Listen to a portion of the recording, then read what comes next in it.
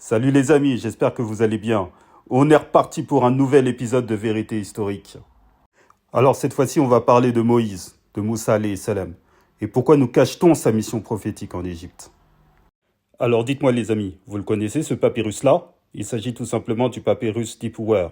Il est actuellement en Hollande, sous la référence 344. Il a été découvert près de Memphis, en Égypte bien sûr, au début du 19e siècle. Donc il a été traduit en 1909 par un grand égyptologue anglais qui s'appelle Gardiner, sachant que Gardiner, il a effectué plusieurs dictionnaires. Donc c'est un texte écrit en hiératique, qui est une écriture cursive des hiéroglyphes.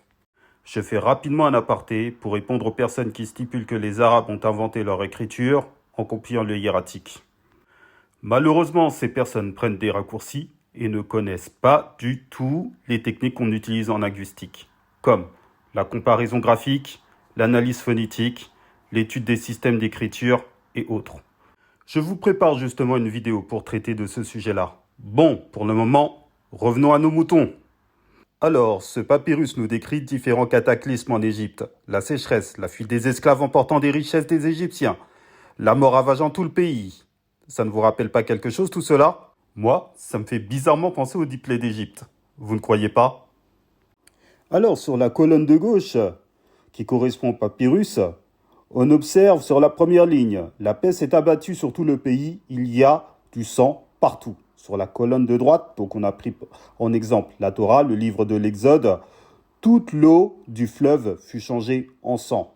On continue. Colonne de gauche, 9-11, le pays est sans lumière. Colonne de droite, Exode 10-22, il y eut une obscurité épaisse sur tout le pays.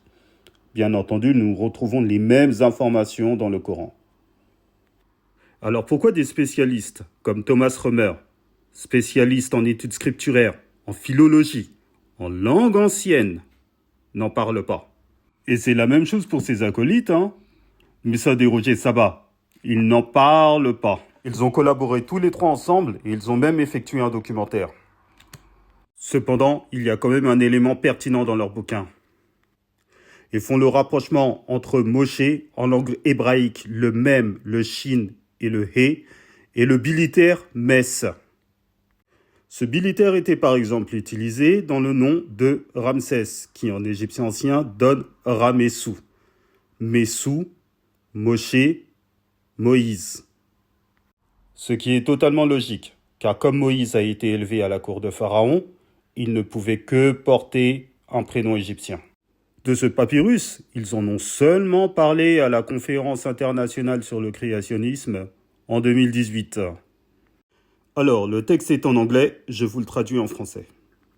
Alors, la controverse entoure le papyrus Dipouwer, un manuscrit égyptien résidant au Musée national néerlandais des antiquités de Leiden aux Pays-Bas.